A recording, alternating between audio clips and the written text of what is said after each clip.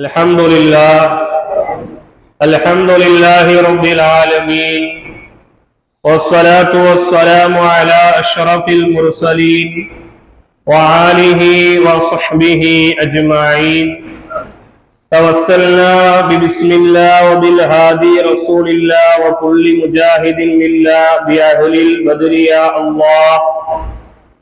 اللهم صل على سيدنا محمد وعلى آل سيدنا محمد وبارك وسلم عليه. قال الله تعالى في القرآن العظيم: أعوذ بالله من الشيطان الرجيم، بسم الله الرحمن الرحيم. ولقد نصركم الله ببدر وأنتم أذلة فاتقوا الله لعلكم تشكرون. صدق الله العظيم وصدق رسوله النبي الكريم، ونحن على ذلك من الشاهدين والشاكرين. قال النبي صلى الله عليه وسلم: أصحابي كالنجوم فبأيهم اقتديتم اهتديتم، أو كما قال عليه الصلاة والسلام. صدق نبينا سيد البشر صلى الله عليه وسلم. அல்லாஹ்வின் சாந்தியும் சமாதானமும் சன்மார்க்கம் ஏந்தி வந்த சர்தார் முஹம்மது முஸ்தபா ஸல்லல்லாஹு அலைஹி வஸல்லம் ஸலவாத் சொல்லுவோம். கண்மணி முஹம்மது முஸ்தபா ஸல்லல்லாஹு அலைஹி வஸல்லம் அவர்கள் மீதும் உலகத்தில் வாழக்கூடிய அனைத்து இஸ்லாமியர்கள் மீதும் மாற்று மத சகோதரர்கள் மீதும் உலகத்தில் உயிரென எதுவெல்லாம் படைக்கப்பட்டிருக்கிறதோ அவை அனைத்தின் மீதும் ஏக இறைவனின் சாந்தியும் சமாதானமும் என்றென்றும் வற்றாத நிலைமையில் நிரப்பமாக நின்று நிலவட்டுமாக. அன்பிற்குரியவர்களே, இன்று நாம் அமர்ந்திருக்கக்கூடிய இந்த நாள் என்பது ஒரு புறம் நமக்கு மகிழ்வை தரக்கூடிய ஒரு நாளாக இருந்தாலும், இன்னொரு புறம் இஸ்லாத்திற்காக நாம் என்ன செய்திருக்கின்றோம் என்கின்ற ஒரு கேள்வியை நம் பக்கத்தில் வலுவாக வைக்கக்கூடிய ஒரு நாளாகவும் இன்றைய நாள் இருக்கிறது. இன்றைய நாளை குறித்து முதலிலே ஒரே வரியில் சொல்லிவிடுகின்றேன். இஸ்லாத்தினுடைய முதல் போர் நடந்த ஒரு நாள், இஸ்லாத்தினுடைய முதல் போரில் இஸ்லாம் வெற்றி கண்ட ஒரு நாள். இந்த போருக்கு முன்னால் இஸ்லாமியர்களுடைய வாழ்க்கை எவ்வாறு இருந்தது என்பதை நாம் ஆழமாக நமது மனதிலே பதிய வைப்பதற்கு கடமைப்பட்டிருக்கின்றோம். ஏன் இப்படிப்பட்ட செய்திகளை நான் சொல்கின்றேன் என்பதை இந்த உரையினுடைய இறுதியில் உங்களுக்கு இன்ஷா அல்லாஹ் நான் விளக்கிச் சொல்வேன். இந்த பத்ர் போர் என்பது ஹிஜ்ரி 2ஆம் ஆண்டு நடந்த ஒரு போராக இருக்கிறது. ஹிஜ்ரி என்று சொன்னால் மக்காவிலிருந்து மதீனாவிற்கு சஹாபாக்களோடு அல்லாஹ்வின் தூதர் அவர்கள் நாடு உயர்ந்து வந்த கணக்குதான் ஹிஜ்ரியினுடைய கணக்காக எடுக்கப்படுகிறது. அதாவது மதீனாவிற்கு வந்து 2 ஆண்டுகள் கழித்து நடந்த ஒரு போர் இந்த பத்ர் போர். இந்த பத்ர் போருக்கு முன்னால் இஸ்லாமியர்களுடைய வாழ்க்கை நிலை என்ன, இஸ்லாமியர்களுடைய சூழல்கள் எப்படி இருந்தது என்பதை நாம் விளங்கிக் கொள்ள வேண்டும். கண்மணி நாயகம் ரசூலுல்லாஹி ஸல்லல்லாஹு அலைஹி வஸல்லம் அவர்களுக்கு அல்லாஹ் ரப்பல் ஆலமீன் 40 வயதிலே நபித்துவத்தை கொடுக்கின்றார். 40 வயதில் அல்லாஹ்வின் தூதரை இந்த சமூகத்திற்கு ஒரு நபியாகவும் ஒரு ரசூலாகவும் அல்லாஹ் ரப்பல் ஆலமீன் அடையாளப்படுத்துகின்றார். இந்த 40 வயதுக்கு முன்னால் வரையிலும், நுபுவத்து கொடுக்கப்படுவதற்கு முன்னால் வரையிலும் மக்காவில் இருக்கக்கூடிய பெரும் தலைவர்களிடத்தில் அல்லாஹ்வின் தூதர் அவர்கள் மிகுந்த மரியாதையோடும் மிகுந்த கண்ணியத்தோடும் காணப்பட்டார்கள். Abu Jahl, Utbah, Shaybah, Abu Sufyan இவர்களெல்லாம் மக்காவிலே மிகப்பெரிய செல்வந்தர்கள், மிகப்பெரிய தொழிலதிபர்கள், ஊரினுடைய முக்கிய பொறுப்பில் இருக்கக்கூடியவர்கள். அது மாத்திரமல்ல, உயரிய குடும்பத்தை சார்ந்தவர்கள். இவர்களிடத்திலெல்லாம் அல்லாஹ்வின் தூதர் அவர்கள் அல் அமீன், நேர்மையாளர், அஸ்ஸாதிக்குல் வஅது, வாக்குறுதியை கொடுத்தால் நிறைவேற்றக்கூடியவர், நீதமானவர், நியாயமானவர் என்று அல்லாஹ்வின் தூதரை 39 ஆண்டு காலங்களாக அந்த மக்கள் புகழ்ந்தார்கள். அல்லாஹ்வின் தூதரை தலைமேல் வைத்து அவர்களுக்கு கொடுக்க வேண்டிய அனைத்து கண்ணியத்தையும் மரியாதையும் கொடுத்தார்கள். பெருமானார் அவர்கள் ஹிரா குகையிலே சென்று இறைவசனமான இக்ரா பிஸ்மி ரப்பிக்கல் லதீ ஹலக் என்கின்ற முதல் வசனத்தை ஜிப்ரீல் அலைஹிஸ்ஸலாத்து வஸ்ஸலாம் அவர்கள் மூலமாக பெற்றுக் கொள்கின்றார்கள். தான் ஒரு நபி என்பதை உணர்ந்து கொள்கின்றார்கள்.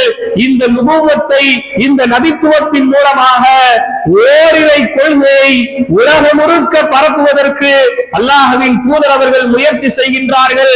மக்காவிலே இருக்கக்கூடிய மிகப்பெரிய ஒரு மலை குன்றின் மீது அல்லாஹ்வின் தூதர் ஏறினார்கள். ஏறிக்கொண்டு மக்கள் எல்லோரையும் அழைத்தார்கள். ஒரு பெரிய மலை குன்று மேல ரசூல் ஸல்லல்லாஹு அலைஹி வஸல்லம் ஏறினாங்க. தாய்மார்கள் ரொம்ப கவனமாக கேட்க வேண்டும். எல்லாரையும் அல்லாஹ்வின் தூதர் அழைத்தார்கள். எல்லா மக்களும் ஒன்று கூடினார்கள். அல்லாஹ்வின் தூதர் கேட்டார்கள், மக்களே, இந்த மலைக்கு பின்னால் இருந்து, காட்டிலிருந்து பெரிய பெரிய சிங்கங்களும் புலிகளும் ஊருக்குள்ளே வருகிறது என்று சொன்னால் நீங்கள் நம்புவீர்களா? அந்த மக்கள் சொன்னார்கள், ஆம், நாங்கள் நம்புவோம். இந்த மலைக்கு பின்னால் இருந்து நம் ஊரை அழிப்பதற்கு மிகப்பெரிய படை ஒன்று வருகிறது என்று நான் சொன்னால் நீங்கள் நம்புவீர்களா? ஆம், நாங்கள் நம்புவோம். நான் ஒரு இறை தூதர் என்று சொன்னால் நீங்கள் நம்புவீர்களா? அல்லாஹ்வின் தூதர் கேட்டார்கள், நான் ஒரு இறை தூதர் என்று சொன்னால் நீங்கள் நம்புவீர்களா? மக்காவில் இருந்த அந்த மனிதர்கள் 39 ஆண்டு காலங்கள் அல்லாஹ்வின் தூதரை புகழ்ந்தவர்கள், 39 ஆண்டு காலங்கள் அல்லாஹ்வின் தூதருக்கு கண்ணியத்தையும் மரியாதையும் கொடுத்தவர்கள் ஒரே நொடியில் மாறினார்கள். முஹம்மதற்கு அல்லாஹ் காப்பாற்றணும், அந்த வார்த்தையை நம் வாயிலிருந்து சொல்லக்கூடாது.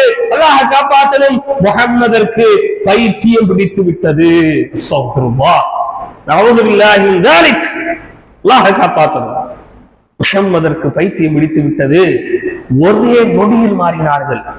அல்லாஹ்வின் தூதரை நபியாக, ரசூலாக ஏற்றுக்கொள்வதற்கு மறுத்தார்கள். இவருக்கு ஏதோ ஆகிவிட்டது என்பதை கவனித்து இனி இவரோடு யாரும் எந்த பேச்சுவார்த்தைகளும் வைக்காதீர்கள் என்று அப்படியே அந்த சபை கலைந்தது. அல்லாஹ்வின் தூதர் மிகுந்த கவலையோடு, மிகுந்த சோகத்தோடு அல்லாஹ்வின் தூதர் அவர்கள் இருக்கின்றார்கள்.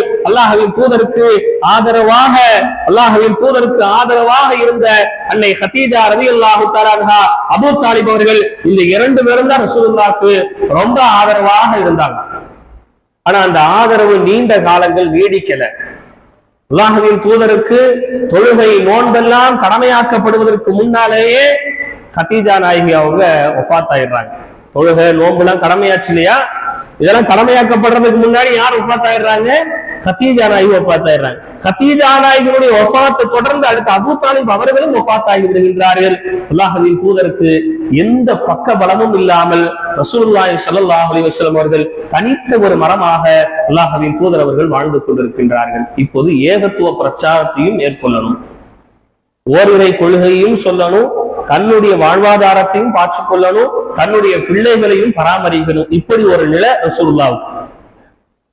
ஓரிரை கொள்கையை சொல்ல செல்லும் போதெல்லாம் மக்காவில் இருக்கக்கூடிய எதிரிகள் பெருமானாருக்கு எண்ணிலடங்காத தொந்தரவுகளை கொடுத்தார்கள். அதெல்லாம் வாயால் சொல்லி முடிக்க முடியாதது.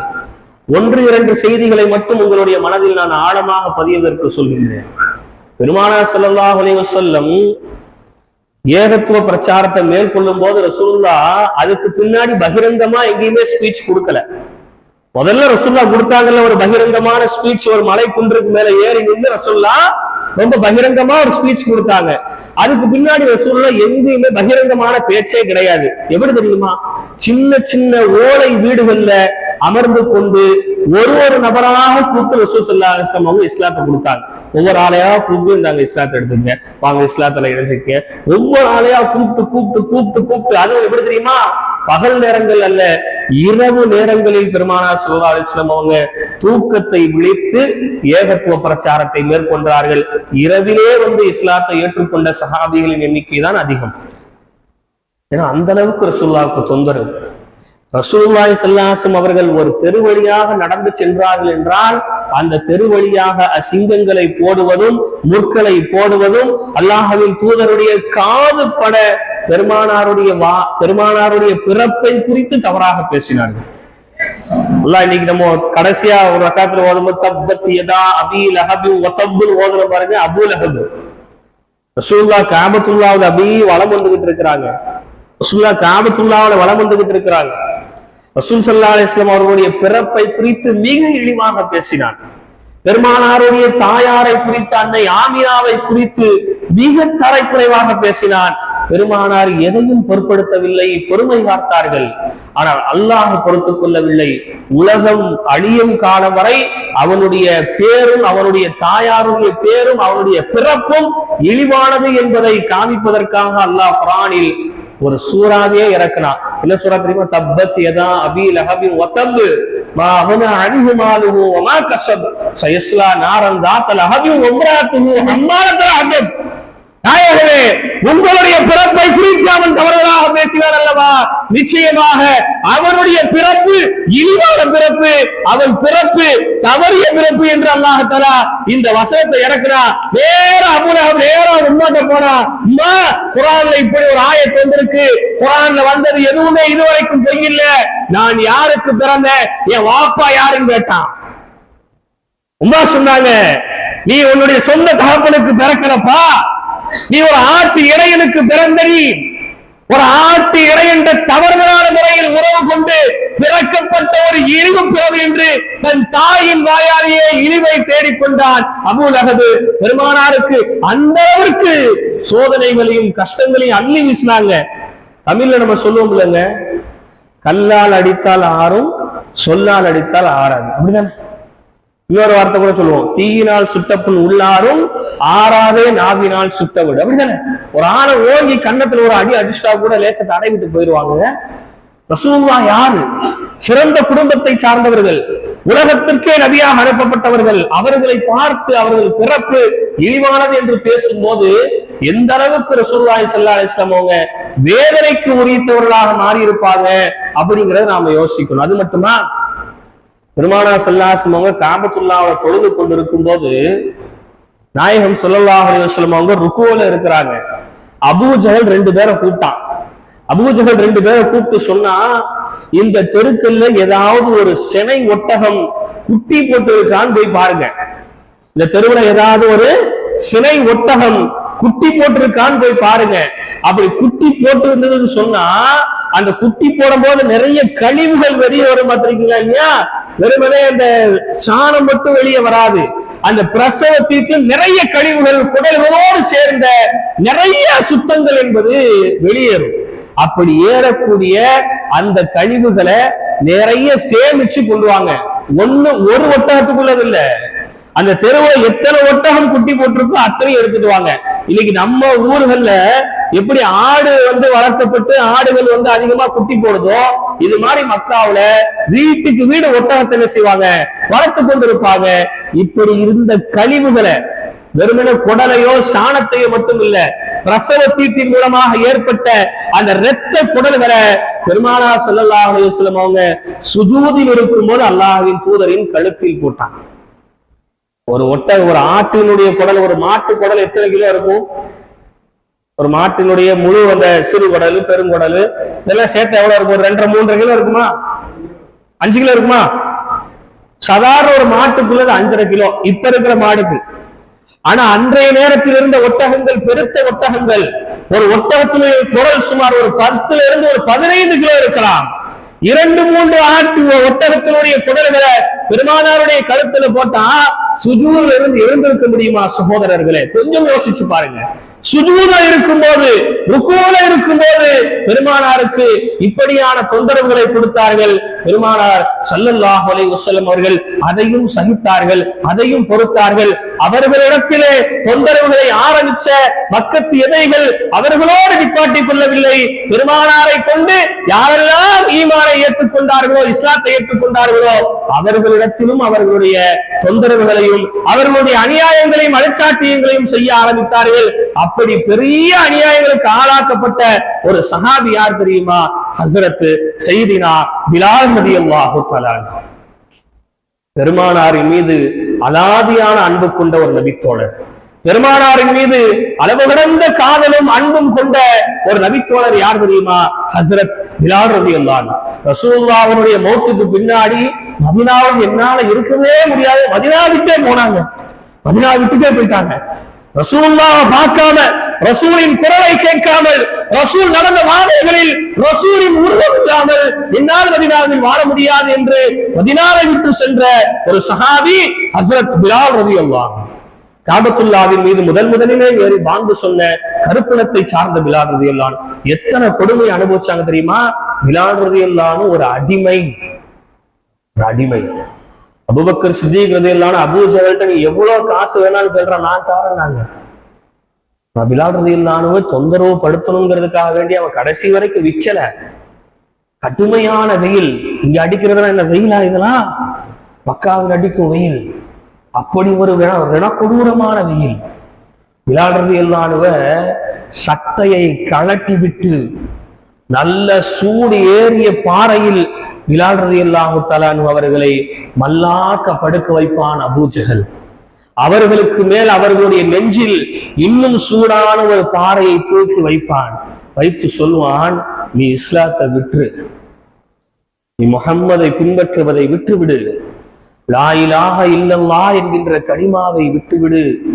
பிலால் ரலியல்லாஹு அன்ஹு லா இலாஹ இல்லல்லாஹ் என்கின்ற கலிமாவை விடு அப்படின்னு அபூ ஜஹல் சொல்லும் போதெல்லாம் சத்தம் போட்டு லா இலாஹ இல்லல்லாஹ் என்று சொல்வார்கள்.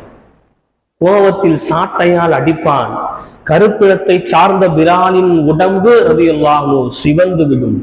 ஒரு வெள்ளை நிறத்துல இருக்கிறவரை அடிச்சா சிவக்கிறது பெரிய ஒரு ஆச்சரியத்திற்குரியதல்ல. கருப்பிடத்தை சார்ந்த ஒருவரை அடிக்கும் போது அவர் உடல் சிவக்கிறது என்றால் அந்த அடியினுடைய வேகம் எப்படி இருக்கும் என்பதை நாம் யோசிக்கிறோம். அப்படியே அவங்க உடம்பு சிவக்கும், அப்படியே சிவக்கும். பிலால் ரலியல்லாஹு அன்ஹு தண்ணீர் என்று கற்றுவார்கள். கண்களில் இருந்து கண்ணீர் வருவதற்கு கூட தண்ணீர் இல்லாத அளவிற்கு அழகு இருப்பார்கள். வாயில் இருந்து உமிழ்நீர்கள் வடிந்து கொண்டே இருக்கும். பிலால் ரலியல்லாஹு அன்ஹுடைய கீழ ஆடைகளை கூட கலட்டிவிட்டு சில நேரங்களிலே பிலால் ரலியல்லாஹு அன்ஹுவை கொடுமைப்படுத்தினார்கள். அல்லாஹ்வின் தூதர்ட்ட பிலால் ரலியல்லாஹு அன்ஹு ஒரு நாள் வந்தாங்க. பிலால் ரலியல்லாஹு அன்ஹு வந்தாங்க. ரசூலுல்லாஹ் அப்படியே பிலால் ரலியல்லாஹு அன்ஹு பார்த்து அழுதாங்க. பிலாலே, உங்களை என்னால காப்பாற்ற முடியலையே, எவ்வளவு பணம் கொடுத்தாலும் உரிமை விடுன்னு சொன்னா விடமாட்டுக்காங்க, உங்களை காப்பாற்ற முடியலைன்னு அழுதாங்க. அழுதுட்டு ரசூலுல்லாஹ் சொன்னாங்க, அவன் அடிக்கும் போதாவது நீங்க லா இலாஹ இல்லல்லாஹ்னு சொல்லாம இருக்கலாமே, அவன் அடிக்கும் போதாவது நீங்க கொஞ்சம் பொறுமையா சொல்லலாமே, ஏன் இப்படி உங்களுக்கு லா இலாஹ இல்லல்லாஹ் ஏன் இவ்வளவு சுத்தமா சொல்றீங்க? சொன்னாங்க, அல்லாஹ்வின் தூதரே, என்னுடைய நாவில் மட்டும் களிமா இருந்தா நான் முழுங்கிருவேன், உள்ளத்துல இருக்கிறது எப்படி நாயகமே வெளிப்படாம இருக்கும்? உள்ளத்துல எனக்கு இருக்கு, எனக்கு நாவலியா இருக்கு, நீங்க நம்மள்ட்ட நாவல் தான் இருக்கு, அதனாலதான் அது வெளி வர மாட்டேங்குது, அதற்கான செயல்பாடுகள் நம்மள்ட்ட இல்ல. ரசூலுல்லாஹி ஸல்லல்லாஹு அலைஹி வஸல்லம் அழுது கொண்டு பிலாலை ரலியல்லாஹு அன்ஹு கட்டி பிடித்து அழுதார்கள்.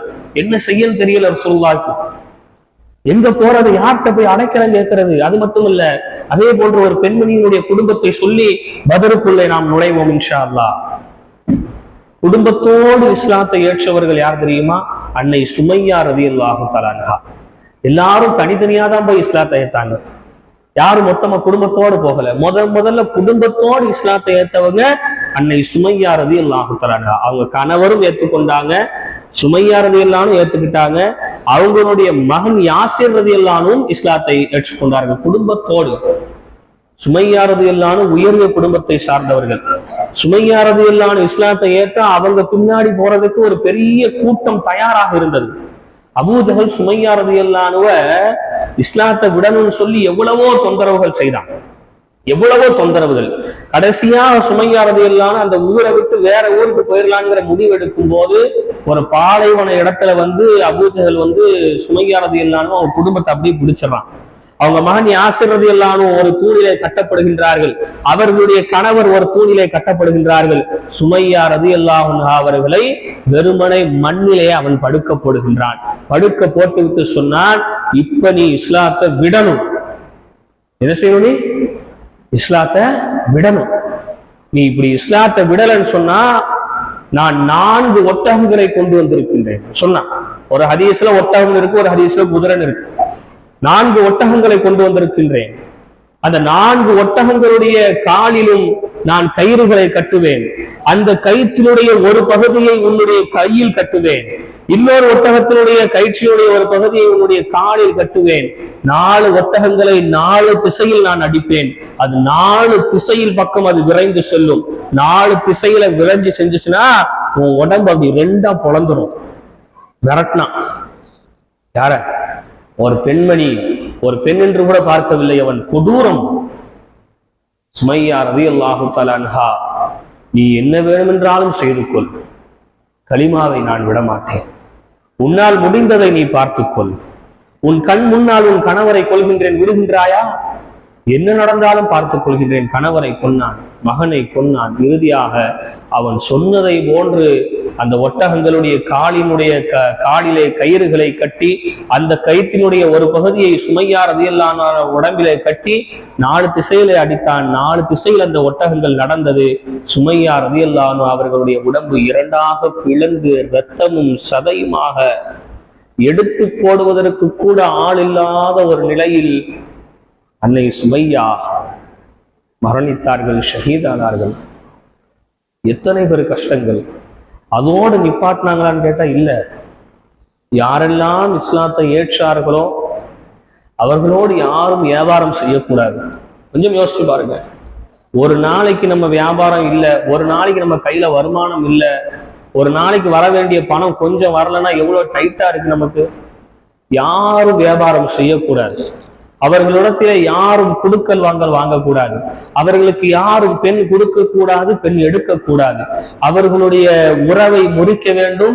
மக்காவில் அவர்கள் ஒரு நடை பிணமாக வாழ வேண்டும் என்கின்ற அளவிற்கான சட்ட விதிமுறைகளை அபூஜஹல், உத்துபா, ஷைபா போன்றவர்கள் ஏற்றினார்கள். சஹாபாக்கள் உண்பதற்கு உணவில்லாமல் பெருமானார் ஸல்லல்லாஹு அலைஹி வஸல்லம் 40 நாட்கள் சகோதரர்களே இலைகளையும் தழைகளையும் சாப்பிட்டார்கள். அல்லாஹ்வின் தூதர் சொல்கின்றார்கள், இந்த 40 நாள் நாங்கள் ஆட்டுக்குட்டிகள் புழுக்க இடுவதை போன்றுதான் எங்களுடைய மலமும் ஜலமும் கழிந்தது. உண்பதற்கு உணவில்லாமல் ஊரை விட்டு ஒதுக்கி வைத்தார்கள். இந்த நிலை தாங்காமல் அல்லாஹ்வின் தூதர் அவர்கள் முதலிலே அபிசீனியா என்கின்ற நாட்டுக்கு சில சஹாபாக்களை நாடு உயர்ந்து போக சொன்னாங்க. போயிருங்க, இனி இங்க இருக்காதீங்க. இங்க இருந்தா உங்களுடைய உரிமைகளுக்கும் ஆபத்து, உங்களுடைய உடைமைக்கும் ஆபத்து, உங்களுடைய உயிருக்கும் ஆபத்து. அபிசீனியாவுக்கு போங்க. அபிசீனியால வேதத்தை சரியாக படித்த ஒரு மன்னர், ஹெர்கல் மன்னர் இருந்தார். வரலாற்றில் ஹெர்குலஸ் என்று பதிவு செய்வார்கள். அவர் ரொம்ப நல்லவர், அவர்கிட்ட போங்கன்னு ரசூல் அனுப்புனாங்க. இங்க இருந்து மக்காவில இருந்து இவங்க எல்லாமே அங்க அபிசீனியாவுக்கு போயிருக்கிறாங்க. இவர்களை அங்கேயும் போய் நல்லா வாழவிடக் கூடாது என்பதற்காக அபூ சுஃபியான் அவங்களுடைய தலைமையில ஒரு பெரிய படையே போய் அங்க போய் விவாதம் செஞ்சு அவங்களோட போட்டிட்டு சண்டையிட்டு கடைசியில ஹிர்கல் மன்னர் நான் யாரையும் அனுப்ப மாட்டேன்ட்டாங்க. இந்த நிலையில மக்காவில வியாபாரம் இல்லாம, பணம் இல்லாம, சாப்பாடு இல்லாம, தண்ணி இல்லாம, யார்கிட்ட போய் எதை கேட்கணும் எதை சொல்லணும்னு தெரியாத ஒரு நிலையில கூட இனி எங்களால முடியாது, நாங்க இஸ்லாத்துல இருந்து மாறிக்கிறோம் அப்படின்னு எந்த சஹாபியினுடைய வாயிலிருந்தும் வரல.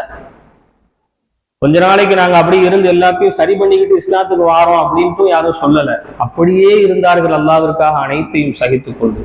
இறுதியாக மதீனாவிலிருந்து வந்த ஒரு வியாபார குழு இவர்களுடைய நிலையெல்லாம் பார்த்துவிட்டு மதீனத்து சஹாபாக்கள் ரசூலுல்லாஹ்வை தந்த ஊருக்கு வாங்கன்னு அழைச்சாங்க. எங்க அழைச்சாங்க? ரசூலுல்லாஹ், இவ்வளவு சிரமம் நீங்க படுறீங்க, நல்ல விஷயத்த சொல்றீங்க, அடிமைகளை உரிமையிட சொல்றீங்க, விதவை பெண்களுக்கு மறுவாழ்வு இருக்குன்னு சொல்றீங்க, மதுவை தடுக்கிறீர்கள், போதை பொருட்களை தடுக்கிறீர்கள், உண்மையை பேசணும்ன்றீங்க, நியாயமா நடக்கணும்னு சொல்றீங்க, அற்புதமான செய்திகளை நீங்க சொல்றீங்க, நீங்க எங்க ஊருக்கு வாங்க நாயகமே என்று பெருமானாரை மதீனாவிற்கு அழைத்தார்கள். பெருமானார் ஸல்லல்லாஹு அலைஹி வஸல்லம் அவர்கள் சஹாபாக்களோடு மதீனாவுக்கு போனாங்க. அப்பவும் விட்டாங்களான்னு கேட்டா விடல.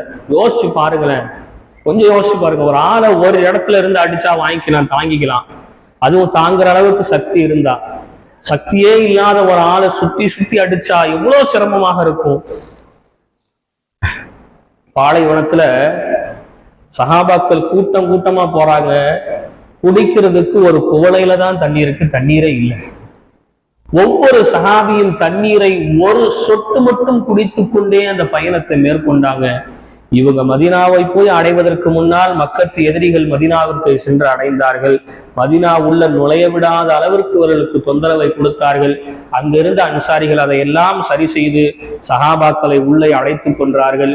இறுதியாக பெருமானார் அவர்களும் மதீனாவுக்கு வந்துட்டாங்க.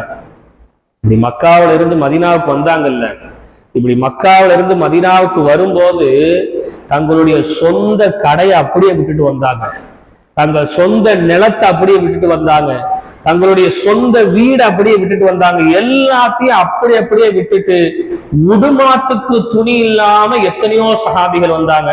அதுல ஒரு சஹாபி அப்துல் ரஹ்மான் இப்னு அவுஃப் ரலியல்லாஹு அன்ஹு, மிகப்பெரிய செல்வ சீமானாக வாழ்ந்தவர்கள். அப்துல் ரஹ்மான் இப்னு அவுஃப் ரலியல்லாஹு அன்ஹு ஒரு நாளைக்கு ஒரு ஆடையை போடுவார்கள், மறுநாள் அந்த ஆடையை போட மாட்டாங்க. அப்துல் ரஹ்மான் இப்னு அவுஃப் ரலியல்லாஹு அன்ஹு போடக்கூடிய அத்தர் மக்கா தெரு முழுக்க மணக்கும். லா இலாஹ இல்லல்லாஹ்ங்கிற கலிமாவை சொன்னதுக்காகவே சாப்பிடுவதற்கு உணவில்லாமல், உடுத்துவதற்கு உடை இல்லாம அவங்களுடைய குடும்பத்தார்கள் அப்படியே துரத்தி விட்டாங்க. யோசிச்சு பாருங்க, சொத்து சுகங்களை விட இஸ்லாம் பெருசு, ஈமான் பெருசுன்னு ஓடினாங்க சஹாபிகள். அப்துல் ரஹ்மான் இப்னு அவுஃப் ரலியல்லாஹு அன்ஹு மதீனாவுக்கு வரும்போது ஒண்ணுமே கிடையாது கையில. அவங்க பெருசா வியாபாரம் பண்ணியும் பழக்கமும் இல்லை அவங்களுக்கு. ஏன்னா பெரிய குடும்பம் இல்லையா, ரொம்ப மகிழ்ச்சியா வாழ்ந்தவங்க. இஸ்லாத்தை ஒண்ணுமே இல்லை. மதீனாவுக்கு வந்தாங்க. மதீனாவுல அப்படியே இந்த வியாபாரத்துல எல்லா பொருட்களையும் அப்படியே விட்டுட்டு அகதிகளாக சஹாபிகள் மதீனாவுக்குள்ள குடியேறினாங்க. அன்சாரிகளுடைய உள்ளம் இருக்கிறதே ரொம்ப அற்புதமான உள்ளம். அவர்களுடைய உள்ளம் நமக்கு வெறும் நம்ம துஆ செய்யும். இப்படி முஹாஜிர்கள் வரும்போது சஹாபாக்கள் அன்சாரிகள் தங்களுடைய வீட்டுல ஒரு வீட்டை கொடுத்தாங்க, தங்க வியாபார கடைகள்ல ஒரு கடையை கொடுத்தாங்க, தங்களுடைய விவசாய நிலங்கள்ல ஒரு சில பகுதிகளை விவசாய நிலங்களை கொடுத்தாங்க. இன்னும் சொல்ல போனா 2-3 திருமணம் முடித்தவர்கள் தங்களுடைய மனைவிமார்களையும் அவர்களுக்கு என்ன செய்தார்கள், கொடுத்தார்கள், அடிமையை கொடுத்தாங்க. எல்லாத்தையும் கொடுத்து ஒருவருக்கு மத்தியில் ஒருவரை ரசூலுல்லாஹ் சகோதரத்துவமா ஏற்படுத்தினாங்க. உதாரணத்துக்கு சொல்ல போனா, ஒரு 4 பேர் நீங்க இருக்கீங்க, நீங்க மதீனாவாசின்னு வச்சுக்குவோம். இங்க ஒரு 4 பேர் இருக்காங்க, இவங்க மக்காவாசி, இவங்கள்ட்ட ஒண்ணுமே கிடையாது. உங்க ஊருக்கு வராங்கன்னா மைதீன் பாய் அந்த அப்பாவுக்கு சகோதரர், இவர் இவருக்கு சகோதரர், இவருக்கு இவர் அண்ணன், இவருக்கு இவர் தம்பி, எப்படி கூட பிறந்தவங்க மாதிரியே பார்த்துக்கணும்னு ரசூலுல்லாஹ் ஒரு ஒற்றுமைத்துவத்தை ஏற்படுத்தி விட்டாங்க. அப்புறம் சஹாபாக்கள் அவங்களுடைய வேலையை பார்த்துக்கிட்டு வாழ்க்கை கொஞ்சம் நிம்மதியா போகுது. எந்த பிரச்சனையும் இல்லை, எந்த தொந்தரவும் இல்லை. நல்ல முறையில தொழுக, நல்ல முறையில பள்ளிவாசல், நல்ல முறையில இபாதத்து, தைரியமான முறையில சுதந்திரமான முறையில வியாபாரங்கள் கிடைப்பது கொஞ்சமாக இருந்தாலும் மன நிம்மதியான வாழ்க்கையில் சஹாபாக்கள் வாழ்ந்து கொண்டிருக்கும் போதுதான் திடீரென ஒரு பெரிய அதிசய செய்தி ஒன்று, பெரிய அதிர்ச்சி செய்தி ஒன்று சஹாபாக்களுடைய காதில் விழுகிறது. என்ன தெரியுமா? அபூ சுஃபியான் அவர்கள் 40 பெயர்களை கொண்ட வியாபார குழுவோடு மக்காவுல இருக்கக்கூடிய உங்களுடைய பொருட்கள், சஹாபாக்கள் விட்டுட்டு வந்தாங்கல்ல, அந்த பொருட்களை எல்லாம் ஷாமுக்கு கொண்டு போய் வியாபாரம் பண்ணி, அங்க இருந்து சில பொருட்களை வாங்கிட்டு வந்து மக்காவுல வியாபாரம் பண்ணி அதுல கிடைக்கிற லாபத்தை வச்சு முஸ்லிம்களை அழிப்பதற்காக ஒரு சிறிய படையை தயார் செய்ய போறாங்க அப்படிங்கிற செய்தி. வாழ்க்கை எவ்வளவு கசப்பா இருக்கும், எவ்வளவு ஒரு விரக்தி, வாழ்க்கையில எவ்வளவு பெரிய ஒரு விரக்தியை சஹாபாக்கள் அடைஞ்சிருப்பாங்க. இந்த செய்தி தெரிஞ்சதோட உமர் ரலியல்லாஹு அன்ஹு, ஹம்ஸா ரலியல்லாஹு அன்ஹு அப்படியே கொதிச்சாங்க. ரசூலுல்லாஹ்ட்ட வந்தாங்க, அல்லாஹ்வின் தூதரே, ஒரு வார்த்தை நீங்க சொல்லுங்க, இப்பவே அந்த படையை நாங்க தடுக்கிறோம், அவர்களை நாங்கள் கொல்கின்றோம், அவர்களோடு போர் செய்கிறோம், ஒரு வார்த்தை நீங்க சொல்லுங்க என்று ரசூலுல்லாஹி ஸல்லல்லாஹு அலைஹி வஸல்லம் அவங்கள்ட்ட ஹம்ஸா ரலியல்லாஹு அன்ஹு, உமர் ரலியல்லாஹு அன்ஹு அப்படி கொதிச்சு போய் சொன்னாங்க. ஏன்னா மக்காவில இருந்து மதீனாவுக்கு எல்லாரும் வந்தாங்கல்ல, வந்தவங்க எல்லாமே எதிரிகளுடைய கண்ணுக்கு தெரியாம தான் வந்தாங்க. ஒளிஞ்சு ஒளிஞ்சு ஒளிஞ்சு ஒளிஞ்சு என்ன செஞ்சாங்க, வந்தாங்க. 2 பேர் மட்டும்தான் தைரியமா சொல்லிட்டு வந்தது. ஒண்ணு உமர் ரலியல்லாஹு அன்ஹு, இன்னொன்னு ஹம்ஸா ரலியல்லாஹு அன்ஹு. ஹம்ஸா ரலியல்லாஹு அன்ஹு மக்காவுக்கு மேல ஏறி நின்று, மக்காவுடைய படியில ஏறி நின்று சொன்னாங்க, நான் என்னுடைய மகனுடைய மார்க்கத்துக்கு போறேன், என்னைய தடுக்கக்கூடிய ஆண்மகன் இங்க யாராவது இருந்தா முடிஞ்சா பின்னாடி வா அப்படின்ட்டு போனது ஹம்ஸா ரலியல்லாஹு அன்ஹு.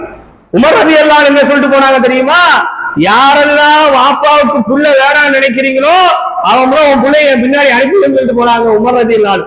அதனால இந்த 2 பேரும் பயங்கர போர்ஸா துடிச்சாங்க. யா ரசூலல்லாஹ், நீங்க சொல்லுங்க, இப்பவே அவங்கள நாங்க உண்டு இல்லைன்னு பண்ணிடுறோம் நாயகமே என்று துடிக்கும் போது பெருமானார் ஸல்லல்லாஹு அலைஹி வஸல்லம் அவர்கள் ஒன்றுமே பேசற அப்படியே அமைதியாகவே இருந்தாங்க. கொஞ்ச நேரம் கழிச்சு அல்லாஹ் தஆலா வஹி அனுப்புனா, நாயகமே நீங்க அவர்களுக்கு போய் அந்த வியாபார படையை தடுங்க, போதும், அவங்களோட போய் நீங்க சண்டை போட்டு பிரச்சனை பண்ணி அதெல்லாம் வேண்டாம். வியாபாரம் பண்ண போறாங்களா, அப்படியே நீங்க மதீனா வழியா தான் போகணும். ஷாமுக்கு எங்கதான் போகணும், மதீனா வழியா தான் என்ன செய்யணும், போகணும். யார் தலைமையில போறாங்க, அபூ சுஃபியான் ரலியல்லாஹு அன்ஹு தலைமையில போறாங்க. அவங்க பிற்காலத்துல இஸ்லாத்துக்கு வந்துட்டாங்க. அபூ சுஃபியான் ரலியல்லாஹு அன்ஹு வந்து பாலைவனத்துல இருக்கிற எல்லா ரூட்டும் அவங்களுக்கு அத்துப்படி. எந்த திசையில காத்து அடிக்குங்கிறத பார்த்து, எந்த பக்கத்துல மண்ணு சரிஞ்சிருக்குங்கிறத பார்த்து, எங்க என்ன இருக்கு என்ன இல்லைங்கிறது அபூ சுஃபியான் அவங்களுக்கு தெளிவா தெரியும். பாலைவனத்துல வெள்ளை நிற பாம்புகள் இருக்கும், பாலைவனத்துல வெள்ளை நிற சிறுத்தைகள் இருக்கும், பாலைவனத்துல தண்ணீருடைய தேக்கங்கள் இருக்கக்கூடிய சில இடங்கள் இருக்கும், பாலைவனத்துல சில புதக்குழிகள் இருக்கும். இது எல்லாம் யாருக்கு அத்துப்படினா அபூ சுஃபியான் அவங்களுக்கு அத்துப்படி. அதனால அவங்க தலைமையில தான் எப்பவுமே அந்த வியாபார படைக்குழு போகும்.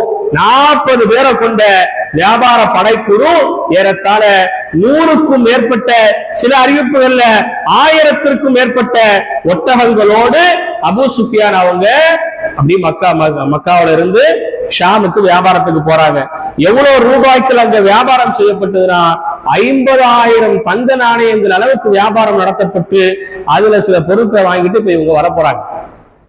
இப்ப ரசூலுல்லாஹி ஸல்லல்லாஹு அலைஹி வஸல்லம் அவங்கள்ட்ட அல்லாஹ் சொல்றான், போய் நீங்க என்ன செய்யுங்க, தடுங்கன்ட்டு. நபி ஸல்லல்லாஹு அலைஹி வஸல்லம் அவங்க சுமார் 310 அல்லது 313 அல்லது 315 அல்லது 317 அல்லது 313 இந்த எண்ணிக்கையில வந்து இமாம்களுக்கு மத்தியில கருத்து வேறுபாடு இருக்கு. சிலர்கள் 313 ஒரு கருத்து, சிலர்கள் 317 ஒரு கருத்து, சிலர்கள் 315 ஒரு கருத்து. இந்த கருத்தின்படியில ஒரு 313 அப்படிங்கிறது வந்து பெரும்பாலும் சஹீஹான கருத்தாகவே என்ன செய்து இருக்கிறது. இதுல 84 முஹாஜிர்கள், 84 முஹாஜிர்கள் சொன்னா மக்காவில் இருந்து மதீனாவுக்கு வந்தவர்கள், அவர்கள் தான் முஹாஜிர்கள். 84 முஹாஜிர்கள், அவுஸ் குலத்தை சார்ந்த 61 அன்சாரி சஹாபாக்கள், அதே நேரத்துல ஹஸ்ரஜ் குலத்தை சார்ந்த அன்சாரி சஹாபாக்கள் 170 பேர். மக்காவாசிகள் 84 பேர் தான். அதுக்கடுத்து இருக்கக்கூடிய 64 அதுக்கடுத்து இருக்கக்கூடிய 170 மதீனாவாசிகள். இவங்களோட ரசூலுல்லாஹி ஸல்லல்லாஹு அலைஹி வஸல்லம் பத்ருக்கு வராங்க. இவங்க பத்ருக்கு வரத்துக்கு முன்னாடியே அபூ சுஃபியானுடைய படை ஷாமுக்கு போயிடுச்சு. ரசூலுல்லாஹ்க்கு செய்தி தெரிஞ்சு போச்சு, அவங்க எங்க போயிட்டாங்க, ஷாமுக்கு போயிட்டாங்க. இப்ப இவங்க வர வழியில வியாபாரம் செஞ்சுட்டு வர வழியில இவங்களை தடுத்து நம்மள்கிட்ட இருந்து என்ன பொருளெல்லாம் எடுத்துட்டு போய் வித்திருக்காங்களோ அதற்குரிய பணத்தை வாங்கிட்டு இவங்களை விட்டுறணும் அப்படிங்கிற ஒரு அடிப்படையில ரசூலுல்லாஹ் அங்கேயே என்ன செஞ்சிடறாங்க, தங்கிடுறாங்க. ரசூலுல்லாஹி ஸல்லல்லாஹு அலைஹி வஸல்லம் அங்கேயே தங்கிடுறாங்க. இப்படி தங்கி இருக்கிற செய்தி அபூ சுஃபியான் அவங்களுடைய காதுக்கு போயிருச்சு. யார் காதுக்கு போயிருச்சு, அபூ சுஃபியான் அவங்க காதுக்கு போயிருச்சு. அபூ சுஃபியான் அவங்க உடனே ஒரு ஆட்டு இடையனை கூப்பிட்டு மக்காவுக்கு செய்தி அனுப்புறாங்க, இந்த மாதிரி நாங்க வியாபாரத்தை முடிச்சிட்டோம், இந்த மாதிரியான பணமும் பொருளும் நம்ம கையில இருக்குது, ஆனா நாங்க மதீனாவை தாண்டி வர முடியாத ஒரு இக்கட்டான நிலையில நாங்க மாட்டிக்கிட்டோம். ஏன்னா ரசூலுல்லாஹ் ஒரு சிறிய படையோடு பத்ரு கிணத்துக்கு அடியில ரசூலுல்லாஹி ஸல்லல்லாஹு அலைஹி வஸல்லம் அவங்க தங்கிட்டாங்க. இந்த செய்தி அபூஜஹலுக்கு போயிருச்சு. சும்மா விடுவானா, எப்பண்டா வாய்ப்பு கிடைக்கும்னு இருந்த அபூஜஹல் போனா, உத்துபாட்ட போனா, ஷைபாட்ட போனா, யார் யாரெல்லாம் பணக்காரங்களா இருக்கிறாங்களோ, யார் யாரெல்லாம் பெரிய குடும்பமா இருக்கிறாங்க எல்லார்ட்டையும் போனா, முஸ்லிம்களை அழிக்கிறதுக்கு சரியான நேரம் கிடைச்சிருச்சு, எல்லாரும் உடனே தயாராகுங்க, உடனே அவங்கள பத்ர்ல போய் நாம சந்திக்கணும், சந்திச்சு அவங்களை அடியோடு நாம அழிச்சிடணும். இது முஸ்லிம்கள் இந்த உலகத்துல இருந்ததுக்கான அடையாளமே இருக்கக்கூடாது அப்படின்னு சொல்லி ஆட்களை அவன் ரெடி பண்ணிக்கிட்டே இருக்கான். இது ஒரு 2 நாளா தொடர்ந்து நடக்குது. திரும்ப அபூ சுஃபியான் இருந்து ஒரு கடிதம் போகுது. அபூ சுஃபியான் அவங்க என்ன செய்றாங்க, ஒரு கடிதம் அனுப்புறாங்க. நாங்க சிறப்பான முறையில வேற ஒரு ரூட் எடுத்து, வேற ஒரு வழியை எடுத்து நாங்க மக்காவை நெருங்கிட்டோம், அதனால எங்களுக்கு உதவிக்குன்னு கேட்ட படை வேண்டாம், நீங்க மக்காவிலே இருந்துருங்க அப்படின்ட்டு யார் அனுப்பிட்டா? அபூ சுஃபியான் அவங்க அனுப்பிட்டாங்க. கடிதம் போய் சேர்ந்த கொஞ்ச நேரத்திலேயே அபூ சுஃபியானும் மக்காக்குள்ள என்ட்ரி ஆயிட்டாங்க. எந்த பிரச்சனையும் வரல. இவங்க இங்க இருந்து போயிட்டாங்க. இவங்க போன செய்தி ரசூலுல்லாஹ்க்கு தெரிஞ்சிருச்சு. சரி, அல்லாஹ் தவக்கல், இனி அல்லாஹ் விட்ட வழி அப்படிங்கிற மாதிரி ரசூலுல்லாஹ் கிளம்புறதுக்கு தயாரா இருக்கிறாங்க. ஆனா அபூ ஜஹல் விடல. அபூ ஜஹல் என்ன செய்யல? விடல. சின்ன நபர்கள், ரொம்ப சொற்பமான நபர்கள், படைபலம் இல்லாம, உடல் பலம் இல்லாம, ஆயுத பலம் இல்லாம, ரொம்ப குறைவா இருந்துகிட்டு நம்மளையே எதிர்த்து வந்திருக்காங்கன்னா இவங்க எல்லாம் நாளைக்கு வளர்ந்தா என்ன செய்வாங்க, இவங்களை உண்டு இல்லைன்னு ஆக்கிரணும், இப்பவே படையை கிளப்புங்கன்னு சொல்லி எல்லாருடைய மண்டையும் கழுவுனா. உத்துபா இதுக்கு ஒத்துக்கல, ஷைபா இதுக்கு ஒத்துக்கல, அபூ சுஃபியான் அவங்களே இதுக்கு ஒத்துக்கல. வேண்டாம், நம்மளாம் வந்துட்டோம்ல, இனிமே நீங்க அவங்க தொந்தரவு பண்ணாதீங்கன்னு சொல்லி சிலர்கள் சொன்னாங்க. ஆனா அபூ ஜஹல் விடல. அபூ ஜஹல் என்ன தெரியுமா கேட்டா, நீ எல்லாம் உம்மட்ட பால் தானடா குடிச்ச, எங்க போச்சு உனக்கு ரோசம்? அரபியர்கள்ட்ட இருந்த ரோசம் இல்லாம போயிருச்சு உனக்கு. ஏன் என்ன பயந்துட்டியா நீ முகமதை பார்த்து? என்ன உடைய கொல்லுவாங்க நினைக்கிறியா நீ? வா, நீ ஒரு ஆண் மகனாக இருந்தா போருக்கு வான்னு சொல்லி போருக்கான அறிக்கையும் விட்டான், போருக்கான ஆளையும் திரட்டினான் அபூ ஜஹல். இந்த செய்தி ரசூலுல்லாஹ்வுக்கு ஒரு ஆட்டு இடையின் மூலமாக கேட்டுருச்சு. என்ன செய்தி? இந்த மாதிரி அபூ ஜஹல் போருக்கே தயாராயிட்டான், போருக்கே தயாராயிட்டான்னு சொல்லிக்கிற செய்தி வந்ததோட ரசூலுல்லாஹி ஸல்லல்லாஹு அலைஹி வஸல்லம் அப்படியே அமைதி ஆயிட்டாங்க. ரசூலுல்லாஹ் அமைதி ஆயிட்டாங்க. ஏன் அமைதியானாங்கன்னா, இங்க கூட்டு வந்த 313 பேருக்கு போர்னா என்னன்னே தெரியாது. இந்த மதீனா மக்காவில இருந்து வந்த அந்த 84 பேரும் வெறுமனே வியாபாரம் பண்ண தெரிஞ்சவங்க, நல்ல வாய் வித்தை உள்ளவர்கள். நல்ல ஒரு பொருளை விற்கணும்னா எப்படி தரமான முறையில வித்துருவாங்க. மிச்சம் இருந்த எல்லாருமே விவசாயிகள், எல்லாருமே மம்முட்டியும் கோடாலியும் முடிச்சு விவசாயம் பார்க்கிறவங்க தான். யாருக்குமே வாள் எடுத்து வெட்டுறதோ, அம்பு எடுத்து எரியறதோ, போரினுடைய பயிற்சிகளோ யாருக்குமே இல்ல. ரசூலுல்லாஹி ஸல்லல்லாஹு அலைஹி வஸல்லம் அப்படியே அமைதியா இருக்கிறாங்க. முஹாஜிர்கள் சொல்றாங்க, முதல்ல மக்காவாசிகள் சொல்றாங்க, யா ரசூலல்லாஹ், நாங்க மூசா நபியினுடைய கூட்டத்தார்கள் மூசா நபியை தனியா விட்டுட்டு ஓடுன மாதிரி நாங்க ஒண்ணும் ஓடிட மாட்டோம்.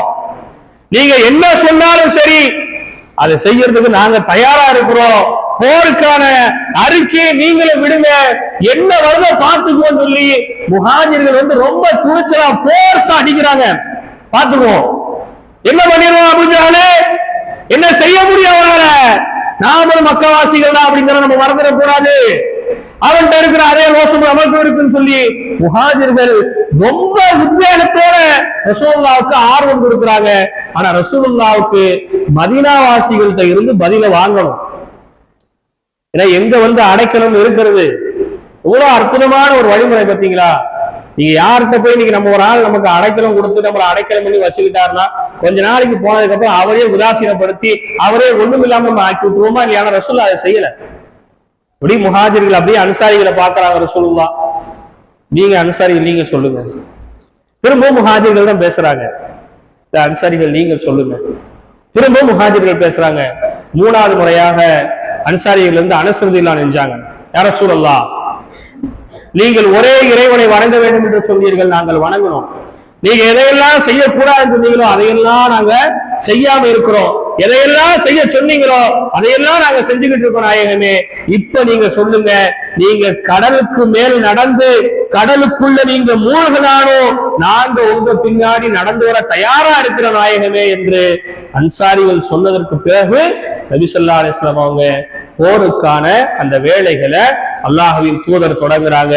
இதுல பெரிய விஷயம் என்ன தெரியுமா? போருடைய அந்த யுத்திய பத்தி மக்காவாசிக்கும் தெரியாது, மதீனாவாசிக்கும் தெரியாது. ஆனா எதிரிங்க வராங்க பாருங்க, அவங்களுக்கு போரை பத்தி எல்லாம் தெரியும். ஏன்னா அவன் போருக்காக ஆட்களை கொஞ்ச நாள் தயார்படுத்திக்கிட்டே இருந்தான். நல்ல இளைஞர்களா பார்த்து தயார்படுத்தினான்.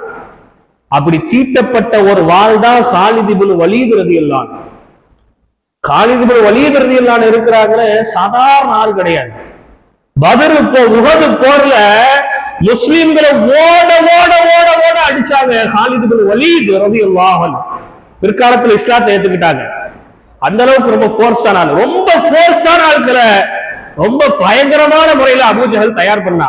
இங்க பார்த்தோம் சொன்னா இவங்கள்ட்ட ஒட்டகம் கிடையாது, ஒட்டகம் இல்ல, பெருசா குதிரைகளும் இல்ல, சும்மா எல்லாமே ஒரு 10 ஒரு 70 ஒரு 10 முறுக்கு சட்டைகள் ஒரு 15 20 வாள் இப்படிதான் யார்கிட்ட, முஸ்லிம்கள்ட்ட. ஏன்னா இவங்க போருக்கு வரல, வந்தது எதுக்கு, படையை தடுக்கணும், பொருட்களை வாங்கணும், அவங்களை விட்டுணும், நாம என்ன செஞ்சு சேஃபான முறையில மதீனா இதுதான் இதுக்குதான் வந்தது.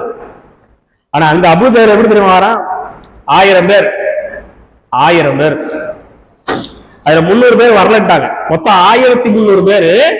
அதுல 300 பேர் என்ன செஞ்சாங்க, நாங்க வரல, இது அநியாயமான முறையில இருக்கு, நாங்க வரலன்னு சொல்லி அவங்க மக்காவில இருந்துக்கிட்டாங்க. 1000 பேரு, எல்லாருக்கும் ஒட்டகம், எல்லாருக்கும் உருக்கு சட்டை, ஒரு 600 உருக்கு சட்டைகள் வச்சிருந்தாங்க, கவசம், நல்ல உருக்கு சட்டைகள். இது போக ஒரு 10 ஒட்டகத்துல நல்ல உணவு. போர்ல வெற்றி அடைஞ்சிட்டா அந்த வெற்றியை கொண்டாடுறதுக்கு நல்ல நடனம் ஆடக்கூடிய பெண்கள், சில ஒட்டகங்கள் நிறைய மதுபானங்களை கொண்டு விட்டு எங்க வரா அபூ ஜஹல், பத்ரை நோக்கி வாரான். ரசூலுல்லாஹ் பத்ர்ல இருக்கிறாங்க, இவங்க பத்ரை நோக்கி வாராங்க. ஒரு அதிகாலை நேரம் ஆயிடுச்சு. நபி ஸல்லல்லாஹு அலைஹி வஸல்லம் அவங்க சுஜூதுல இருந்து அல்லாஹ்ட்ட துஆ செய்றாங்க. யா அல்லாஹ், இந்த முஸ்லிம்களுக்கு நீ வெற்றியை கொடுத்துரு, இந்த முஸ்லிம்களுக்கு மட்டும் நீ வெற்றியை கொடுக்கலன்னு சொன்னா இஸ்லாம் இருந்ததுக்கான அடையாளமே இந்த ஊர்ல இந்த உலகத்துல இல்லாம போயிரு, முஸ்லிம்களுக்கு வெற்றியை கொடுத்துரு அப்படின்னு சொல்லி ரசூலுல்லாஹ் சுஜூதுல இருந்து துஆ செஞ்சுட்டே இருக்கிறாங்க. ஒரு திக்ரை நாம முன்னாடி சொல்லி கொடுத்தோம், யா ஹய்யு யா கய்யூம், யா ஹய்யு யா கய்யூம், யா ஹய்யு யா கய்யூம், யா ஹய்யு யா கய்யூம். இந்த திக்ரை ஓதி ரசூலுல்லாஹ் துஆ செஞ்சுட்டே இருக்கிறாங்க. அலி ரலியல்லாஹு அன்ஹு இந்த செய்தியை சொல்றாங்க, இது பைஹக்கில பதிவு செய்யப்படுகிறது. இந்த திக்ரை சொல்லி ரசூலுல்லாஹ் துஆ செஞ்சுட்டே இருந்தாங்க. எது வரைக்கும் சொன்னா, போர் தொடங்குற வரைக்கும் ரசூலுல்லாஹ் இந்த துஆ விடவே இல்லை. ரசூல் ஸல்லல்லாஹு அலைஹி வஸல்லம் அவங்க இந்த துஆவை செய்து கொண்டே இருந்தார்கள். இறுதியாக 2 கூட்டமும் ஒன்றாக சந்திக்க வேண்டிய நிலை ஏற்பட்டு விட்டது. இப்ப போர் தொடங்கணும். போர் தொடங்கணும்னு சொன்னா எடுத்த உடனே எல்லாரும் ஏற்பாடு அடிச்சுக்க மாட்டாங்க. எடுத்த உடனே அடிக்கிறதா அப்படி இல்லை. முதல்ல அவங்கள்ல இருந்து ஒரு 3 பேரை இறக்கணும், நம்மள்ல இருந்து ஒரு 3 பேரை இறக்கணும். இந்த 3 பேர்ல சண்டைகள் நடந்து முடிஞ்சதுக்கு பின்னாடிதான் போர் என்ன செய்யும், நடக்கும். முஸ்லிம்கள்ல இறங்கினவங்க யாரெல்லாம் கேட்டா, ஹம்ஸா ரலியல்லாஹு அன்ஹு இறங்குனாங்க, உபைதா ரலியல்லாஹு அன்ஹு இறங்குனாங்க, அலி ரலியல்லாஹு அன்ஹு இறங்குனாங்க. அலி ரலியல்லாஹு அன்ஹு ஒரு விஷயத்த சொல்லும் போது சொல்லுவாங்க, நாளைக்கு நான் அல்லாஹ்ட்ட போய் சண்டை போடுவேன், யா அல்லாஹ் எனக்கு நீ சொர்க்கத்துல உயர்ந்த அந்தஸ்தை கொடுன்னு சொல்லி அல்லாஹ்ட்ட போய் சண்டை போடுவேன். ஏன் தெரியுமா, பத்ரில் நான் தான் ஆளா களத்துல இறங்கினேன். இந்த இறங்குறதுக்கு ஒரு தைரியம், தனி தைரியம் வேணுமா இல்லையா? ஏன் முன்னாடி 1000 பேருங்க, எல்லாரும் நல்ல படை பட்டாளங்களும் நல்லா இருக்கும், எல்லாரும் நல்ல பாக்கு நல்ல தடி தடியா எல்லாமே நல்லா இருக்கு. பின்னாடி பார்த்தா எல்லாரும் நோம்பு வேற, எல்லாரும் சஹாபாக்கள் எல்லாரும் யாரு, நோம்பாளிகள். இந்த பிறை 17 தான் நடந்துச்சு, எல்லாம் நோம்பு. நம்மள மாதிரி நல்ல கரிச்சோறு சாப்பிட்ட நோம்பு இல்ல. அதான் அக்காவுல விலை உயர்ந்த பேரிச்சம்பழம் இருக்கு, விலை குறைந்த பேரிச்சம்பழம் இருக்கு. அதுல விலை குறைஞ்ச பேரிச்சம்பழங்களை சாப்பிட்டு சஹாபாக்கள் நோன்பு வச்சிருந்தாங்க. இன்னும் சில சஹாபிகள்கிட்ட அது கூட இல்ல, சில சஹாபாக்கள்கிட்ட அது கூட இல்ல. சில பேர் நல்லா பேரிச்சம்பழம் போட்ட பெரிய விதை உள்ள பேரிச்சம்பழங்கள் இருக்கும், அந்த விதையை மட்டும் வச்சிருந்தாங்க. அந்த விதையை வாயில போட்டாங்கன்னு சொன்னா அப்படியே ஒரு உமிழ் நீர் அப்படியே ஊறும். அந்த எச்சம் முழுங்கி முழுங்கி முழுங்கி முழுங்கியே சில பேர் சகர் செஞ்சிருந்தாங்க. சாப்பாடு எதுவுமே இல்லை. அப்ப எப்படி இருக்கும் பாருங்களேன், எவ்வளவு பலகீனமாக இருப்பாங்க. மதீனாவில இருந்து வந்து வேற 2 நாளைக்கு மேல ஆகுது. என்ன சாப்பாடு செஞ்சிருக்க முடியும், என்ன சாப்பிட்டு முடியும், எல்லாம் போருக்காக தயாரா இருக்காங்க, எல்லாம் நோம்பாளியா வேற இருக்கிறாங்க. இந்த நேரத்துலதான் அலி ரலியல்லாஹு அன்ஹு இறங்குனாங்க. அலி ரலியல்லாஹு அன்ஹுக்கு நேருக்கு இறங்கினவன் யாருன்னா ஷைபா. ரொம்ப நான் அலி ரலியல்லாஹு அன்ஹு பண்ணல, அப்படி 2 வீச்சு தான் முடிஞ்சு கதை. அலி ரலியல்லாஹு அன்ஹு யாரு தெரியுமா, இரட்டை வாள் வீச்சாளர். அவங்க குதிரையில போனாங்கன்னு சொன்னா 2 கையில 2 வாளை வச்சுக்கிட்டு அலி ரலியல்லாஹு அன்ஹு சுழட்டிக்கிட்டே போவாங்க. அதனால இரட்டை வாள் வீச்சாளர். இன்னொரு அறிவிப்புல அலி ரலியல்லாஹு அன்ஹுடைய வாள்ல 2 கூர்மை இருக்கும். பொதுவா வாள் எப்படி இருக்கும், இப்படி வந்து அது லேசா வளைஞ்சிருக்கும் அப்படியே. ஆனா அலி ரலியல்லாஹு அன்ஹுடைய வாள்ல இப்படி வந்து இப்படி ஒண்ணு வளைஞ்சிருக்கும், கீழையும் ஒண்ணு வளைஞ்சிருக்கும், கீழையும் என்ன செஞ்சிருக்கும், வளைஞ்சிருக்கும். அலி ரலியல்லாஹு அன்ஹு எப்படி எதிரிகளை கொல்லுவாங்கன்னா, நேரா வயிற்றுக்குள்ள விட்டு வாழை அப்படி திருப்பி வெளியே எடுப்பாங்க. புரியுதா உங்களுக்கு? நேரா போகும்போது 2 முனையும் ஸ்ட்ரைட்டா போயிடும். உள்ள போனதோட இப்படி திருப்பிடுவாங்க. திரும்ப என்ன ஆயிரும்? 2 முனையும் ஆப்போசிட் ஆயிரும். அப்படியே குடல் குந்தாணி எல்லாம் வெளியே வந்துடும். அந்த மாதிரி அலி ரலியல்லாஹு அன்ஹு வீரமானவர்கள். கைபர் போர்க்களத்துல கைபருடைய கோட்டையின் கதவை அப்படியே கேடயமாக பிடிச்சாங்க அலி ரலியல்லாஹு அன்ஹு. இந்த கதவை ஒரு வேளை பிடிச்சு நிக்கனாலே நம்மளால நிக்க முடியாது. இந்த கதவை கழித்து ஒரு வேளை பிடிக்க முடியுமா? கைபருடைய கோட்டை கதவு அப்படி ஒரு கையில கதவு கேடயமா பிடிச்சிட்டு நின்றாங்க அலி ரலியல்லாஹு அன்ஹு. முதல்ல இறங்குனாங்க. ஷைபாவை 2 வீச்சுல முடிச்சிட்டாங்க. அடுத்து ஹம்ஸா ரலியல்லாஹு அன்ஹு சொல்லவா வேணும்? ஹம்ஸா ரலியல்லாஹு அன்ஹு 56 வயசுங்க. ஹம்ஸா ரலியல்லாஹு அன்ஹு 56 வயசு. ஹம்ஸா ரலியல்லாஹு அன்ஹு முன்னாடி மக்காவுல இருக்கிற 25 வயது நிறைந்த இளைஞர்கள் யாரும் அவங்க முன்னாடி நின்று சண்டை போட முடியாது. அதனாலதான் அந்த ஹிந்தான்ங்கிற பெண்மணி ஹம்ஸா ரலியல்லாஹு அன்ஹு ஒரு ஹபஷியை வச்சு கொன்னா. ஒரு ஹபஷி தான் செஞ்சான், உதவுக்கு பின்னாடி அப்படி ஈட்டியை வச்சு குத்தி என்ன செஞ்சான், கொன்னா. எதுல? உஹதுல வச்சு, இல்லையா? அந்த அளவுக்கு அவங்க போர்ச்சானவங்க. அவங்களும் என்ன செஞ்சாங்க, ஒரே அடியில உத்துபாவை முடிச்சிட்டாங்க. ஹம்ஸா ரலியல்லாஹு அன்ஹு ஆப்போசிட்ல இறங்குனது உத்துபா. அடுத்து இருக்கிறது உபைதா ரலியல்லாஹு அன்ஹு. உபைதா ரலியல்லாஹு அன்ஹு கொஞ்சம் வயசானவங்க. உபைதா ரலியல்லாஹு அன்ஹு கொஞ்சம் வயசானவங்க. அவங்களுக்கு நேரம் இறங்குனது வலீத் என்று சொல்லக்கூடியவர். இவங்களுடைய சண்டை கொஞ்சம் நேரம் அப்படியே இழுவரிலே இருக்கு. இவங்களும் நல்லா தாக்குறாங்க, அவங்களும் நல்லா தாக்குறாங்க. மாத்தி மாத்தி முடிச்சோம். மாத்தி மாத்தி தாக்கிக்கிட்டே இருக்கிறாங்க. கடைசியில ஹம்ஸா ரலியல்லாஹு அன்ஹு அலி ரலியல்லாஹு அன்ஹு சேர்ந்து தாக்கி அவங்க 2 பேரும் இதை செஞ்சுறாங்க. அவங்கள கொன்னுடுறாங்க. கொன்னதுக்கு பின்னாடி போர்க்களம் என்பது தொடங்குகிறது. போர்க்களம் தொடங்குனா இது ஒரு பெரிய தலைப்பு. அவ்வளவு நேரம் என்ன செய்ய முடியாது, போக முடியாது. சுருக்கமா முடிச்சிடலாம். போர்க்களம் தொடங்கிருச்சுன்னா இங்க இருக்கிறதோ வெறும் 313 பேர், இங்க இருக்கிறது 1000 பேர். இவங்கள்ட்ட எதுவுமே இல்ல, அவங்கள்ட்ட எல்லாமே இருக்கு. இப்படி இருக்கிற நிலையில போர் நடக்குது. அல்லாஹ் தஆலா சஹாபாக்களுக்கு உதவிய வானத்திலிருந்து இறக்கினான். அல்லாஹ் தஆலா குர்ஆன்ல சொல்லும் போது, வலகத் நஸரகுமுல்லாஹு பிபத்ரின் வ அன்தும் அஸில்லா, நபியே நாயகமே, பத்ர் போர்ல அல்லாஹ் உங்களுக்கு உதவி செஞ்சதை நீங்க நினைச்சு பாருங்க. வ அன்தும் அஸில்லா, நீங்களும் ரொம்ப கம்மியான ஆட்கள் தான் இருந்தீங்க.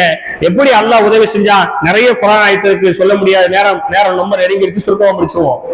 முதல்ல ஒரு 1000 மலக்குகள், அடுத்து ஒரு 3000 மலக்கு, அடுத்து ஒரு 1000 மலக்கு அல்லாஹ் தஆலா வானத்திலிருந்து இறக்கிக்கிட்டே இருந்தா.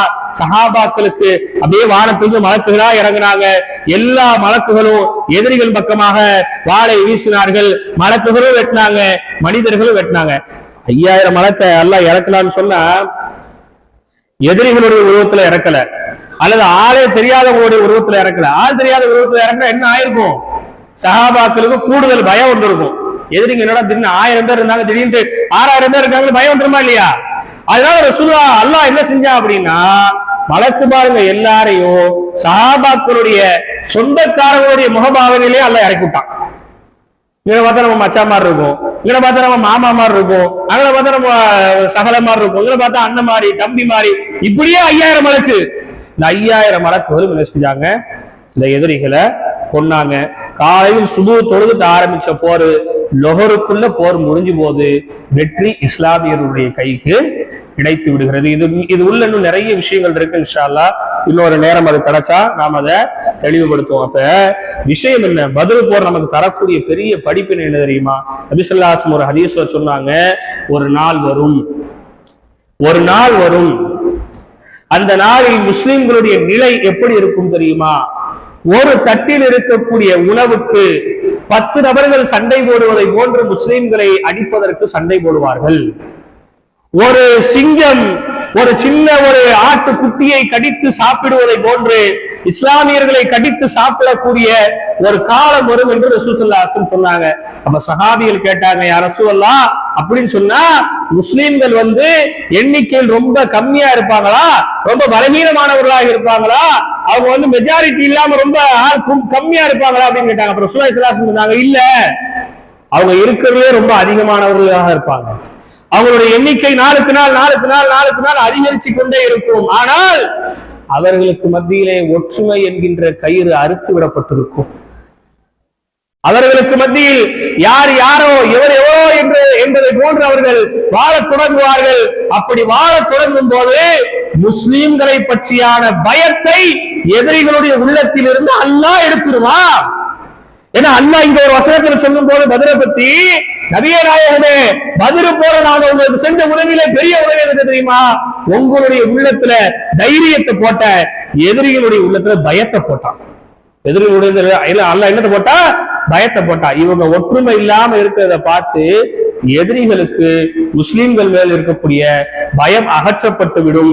அப்படி அகற்றப்பட்டு விடும் போது ஒரு தட்டில் இருக்கிற உணவுக்கு 10 பேர் அடித்துக் கொள்வதை போன்று முஸ்லிம்களை அடிப்பதற்கு எல்லோரும் ஆவலாக அனாதியாக துடித்துக் கொண்டிருப்பார்கள். முஸ்லிம்கள் நசுக்கப்படுவார்கள் என்று பெருமானார் ஸல்லல்லாஹு அலைஹி வஸல்லம் சொன்னார்களே, அந்த காலம் இன்று வந்துவிட்டது. இங்க நமக்கு தெரியல, நீங்க வடக்கிழமை பாத்துருங்க. அல்லாஹ் காப்பாத்தணும். நோன்பு வச்சுட்டு குர்ஆன் ஓதிட்டு போனதுக்காக ஒரு ஆலிம்சாவை ட்ரெயின்ல வச்சு அடிக்கிறான். அவன் ஹோலி பண்டிகை கொண்டாடணும் அப்படிங்கிறதுக்காக நீ முஸ்லீம் பள்ளிவாசல்ல தராவி தொழுகை நடந்துட்டு இருக்கும் போது பள்ளிவாசலை உடைக்கிறான். எவ்வளவோ அநியாயங்கள், அடிச்சாட்டியங்கள் நடக்கிறது. அப்படி ஒரு காலம் இன்று வந்துவிட்டது. இதைவிட மோசமான காலம் வந்தாலும் கூட, ஆரம்பத்துல நான் சொன்ன பாருங்க, சஹாபாக்கள் கஷ்டப்பட்டதெல்லாம், அந்த கஷ்டத்தெல்லாம் நினைச்சு பார்த்து இதெல்லாம் ஒரு கஷ்டமே இல்லைன்னு சொல்லி ஈமான்ல நாம உறுதியா இருப்பதுதான் இந்த பத்ரு போர் நமக்கு தரக்கூடிய ஒரு பெரிய பாடமாக இருக்கிறது. அல்லாஹ் ரப்பல் ஆலமீன் வாழக்கூடிய காலங்கள் முழுக்க அல்லாஹ் ரசூலுக்கு கட்டுப்பட்டு வாழக்கூடிய நன்மக்களாக நம் அனைவரையும் ஆக்கி அருள்வது போது, இஸ்லாத்திற்காக எதையும் செய்யக்கூடிய தைரியம் உள்ளவர்களாக, துணிச்சல் உள்ளவர்களாக அல்லாஹ் ரப்பல் ஆலமீன் நம் அனைவரையும் ஆக்கி அருள் புரிவானாக. ஆகிர் தாவானா அல்ஹம்துலில்லாஹி ரப்பில் ஆலமீன். அஸ்ஸலாமு அலைக்கும் வரஹ்மத்துல்லாஹி வபரகாத்துஹு.